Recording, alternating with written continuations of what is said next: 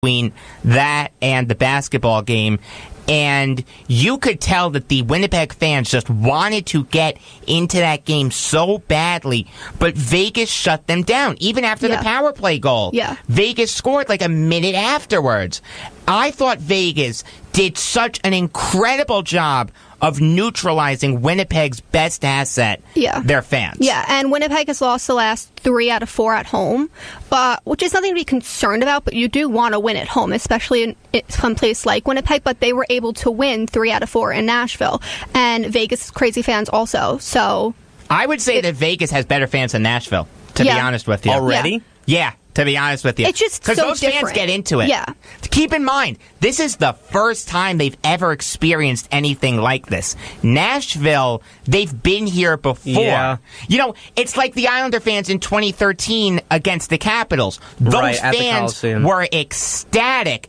And my dad almost wanted me to run someone over leaving the Coliseum. I saw him, and I didn't run him over. That's actually a pretty funny story, but I'll tell it off air. Is that bad? It's really fun. What happened was I was just learning how to drive, and my dad said, all right, Jacob, you can drive out of the Coliseum.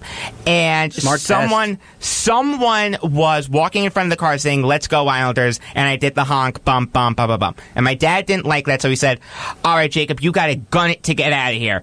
And sure enough, I saw this. My dad didn't, but I saw this. There were 3 people walking behind the parking attendant's booth. So I gunned it a little bit, then I slowed down just as those people came into view. And my dad said, okay, Jacob, you can slow down for them. That's quite all right. And I just gave him a look like, Dad, I saw him. Shut up and let me drive, please. I mean, the only thing I can say to that is because, like, the Vegas fans, like, obviously, like, the Vegas faithful. Oh, yeah, that's right. We're talking about Vegas. Right. Like, they haven't been here before. Like, this fandom doesn't even know what to do right now because this is just, number one, uncharted waters for them to have a professional team in the desert doing so well. And they're only a couple of wins away from getting to the Stanley Cup Finals in their first year. Yeah. And it's just it's incredible to see because the Winnipeg fans have been there before, but they haven't been this far before. Yeah. So it's honestly a toss-up. Home ice advantage is a huge key in the series. Yeah, and with Winnipeg, I mean, going in and winning 3 out of 4 in Nashville is very hard to do. It's not easy to win there. You saw it with the Penguins last season. But if they can go in and do the same thing that they did in Nashville in Vegas, they'll be fine, I think. I just have a quick weather alert. A severe thunderstorm warning has been issued for Nassau County until 5:45. So for the next 27 minutes, we are in uncharted waters. No pun intended. Thank God that we are in an enclosed room.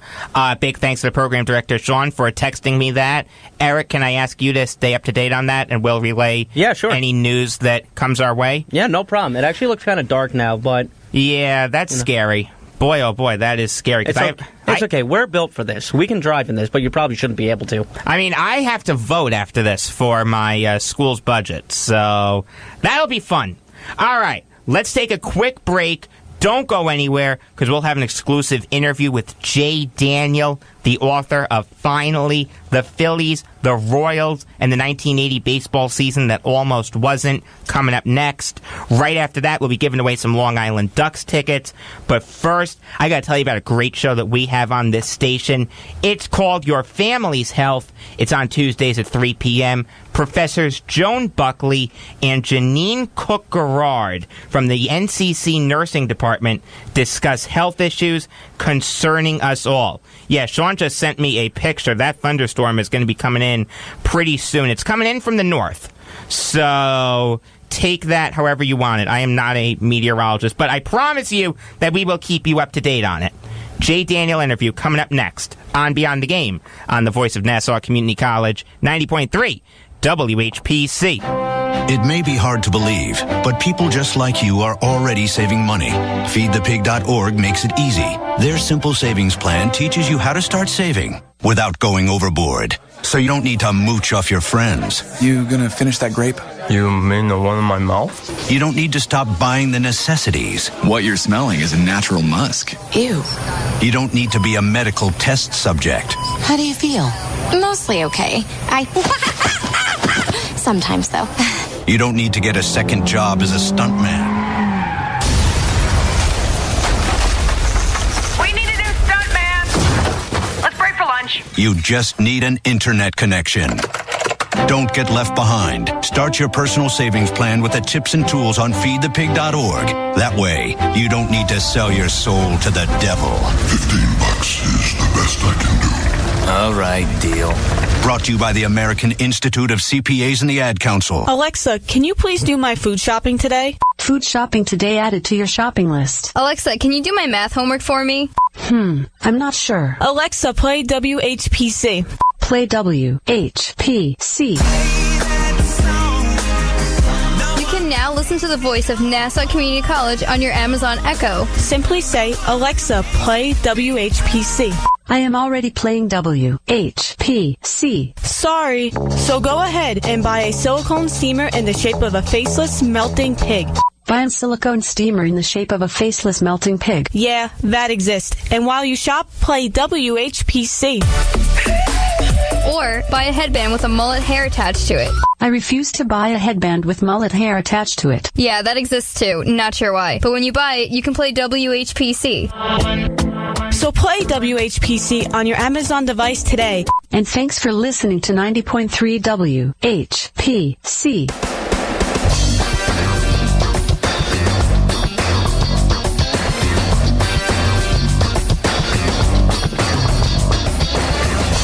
You are listening to Beyond the Game on the voice of Nassau Community College, 90.3 WHPC.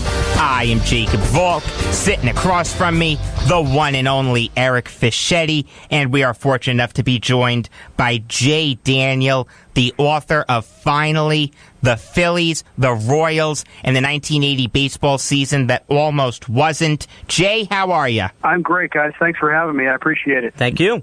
So, what can you tell us about Joe Charbonneau? Joe Charbonneau, Super Joe. I'll tell you what, that guy has really a fascinating story. I mean, he came kind of from nowhere. He was originally a Phillies draft pick and didn't fit in with the Phillies organization. Ended up getting loaned to, I think it was Milwaukee. And then Milwaukee ended up giving him over to the Indians. He had a huge year in Double-A in 1979. And then he was sort of on the fence as to whether or not he was going to make the Indians roster coming out of spring training in 1980. And then Andre Thornton ended up having a knee problem.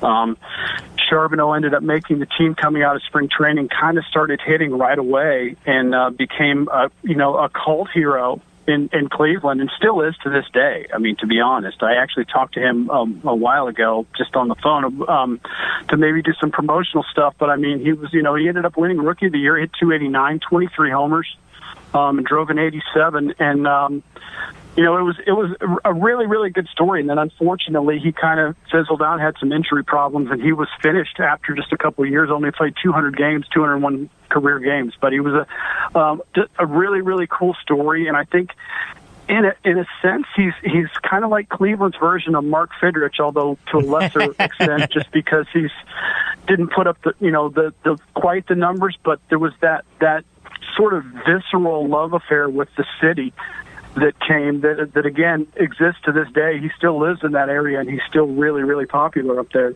All right, now what exactly was Billy Ball?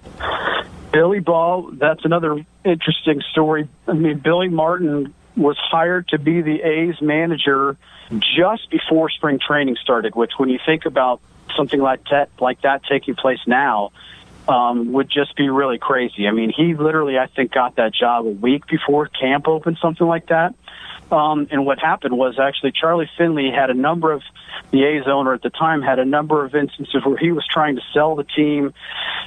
He wanted to move the team, and there were all sorts of battles with the Oakland, with the Coliseum to get out of their lease and everything. And then once he realized that he couldn't sell the team initially, he said, well, I need to put some people in the stands. He was actually getting, their attendance in 1979 was terrible. I think they drew like 300,000 fans the entire season. And so he hired Billy Martin, and Billy brought this aggressive style to Oakland. He they ran all the time. Obviously, it helps to run when you've got Ricky Henderson on your roster, but I mean, he had Wayne Gross running and all these other kind of bigger lumbering guys just ran all the time, and they just did a lot of stolen bases. And the other thing was that he kind of, as has been widely documented, kind of wore out his pitching staff. He actually had 4 different pitchers go throw 14-inning complete games that year. They threw 94 complete games, I think, for the season, which is pretty much unheard of, certainly today. Definitely. Yeah, I mean, but it was a very interesting, very exciting brand of baseball, and then they ended up making the playoffs in '81 and losing, and then, of course, Billy wore out his welcome once again and got fired. But, I mean, for a short period of time, I mean, Billy's this comet on the horizon that would come in, turn a team around, and then do something to upset people and get fired. So, obviously, it happened a lot in New York as well. Yes, definitely. Oh, wait, Billy Martin got fired? What? I know. Hard to believe. George Steinbrenner, why would you do such a thing? Talking to Jay Daniel, the author of Phinally, the Phillies, the Royals, and the 1980 baseball season that almost wasn't. So, can you lay out for us the career of the former Yankee and former Met, Dave Kingman? Kong, an interesting guy, and former Yankee, former Met, former damn near everyone else, too. I mean, he holds the distinction of homering for a team in each of the then 4 divisions in the same year in 1977. When he played for, let me see, it was the Cubs, the Angels, who else? I'll tell you in a second. Jay, are you there? Jay, I think we lost Jay. Eric, do me a favor. Call him back. Yep. Let's call him back. No problem. I'm pretty sure he just hung up on himself trying to find out about Dave Kingman. Oh, man. That is funny. Yeah, Eric, go ahead and call him back. I'll give you his phone number. No worries. We're all good here. It's the thunderstorm that's doing it. There is a thunderstorm warning in effect for Nassau County until about 5:45, and it's coming in from the north. So if you're on Northern Long Island, please get off the road. Southern Long Island, you've got a little more time, but still, don't go out unless you have to, because it is going to be really, really bad stuff.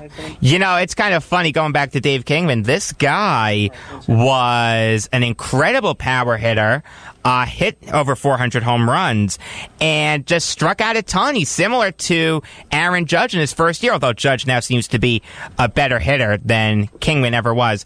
All right, I think we got Jay Daniel back. Jay, don't do that again. Sorry about that, guys. I don't know what happened there. So, yeah, I know, going back to Kingman, so I think I know where I got cut off. So Kong, one of the distinctions he has was homering with one team in each of the then 4 divisions in 1977. When he played for the Mets, the Padres, the Angels, and the Yankees, and hit at least 1 home run for all 4 of those teams. And as you were talking about, again, just a guy with light tower power, hit 442 home runs, struck out 1,800 times, and never hit for a high average. But games with Dave Kingman were always exciting. For one way or another, one of the 3 true outcome guys, sort of one of the forerunners to a guy like Adam Dunn, or as you were saying, Aaron Judge maybe, and a guy but also never did real well with the press. In my book, I talked about how he was with the Cubs in 1980 and dumped a bucket of water on a Chicago reporter during spring training. Wow. And then obviously the famous incident was where he sent the rat to a reporter when he was in Oakland, like a dead rat in a box or something like that. So he was not, but he also was writing a column for the Chicago Tribune in 1980, or ghostwriting a column anyway. His name was on it. I doubt that he was sitting at a typewriter in 1980 banging this column out. But that was Dave Kingman. I mean, he's a polarizing guy, but a guy who was definitely interesting and fun to watch on the field and just had immense power. That's true. Now, would you be able to describe to us the career of Bill Madlock? Mad Dog was a heck of a hitter. Really, really good hitter. Won some batting titles. I know he won a batting title with the Cubs. And then also, was a really good hitter for those Pirates teams back in that period of time. The one thing that Madlock had in 1980 had a run-in with Jerry Crawford, the umpire Jerry Crawford, and actually got suspended for 5 games, and that turned into a big to-do. Madlock ended up the umpires ended up threatening to boycott games in Mad Lions.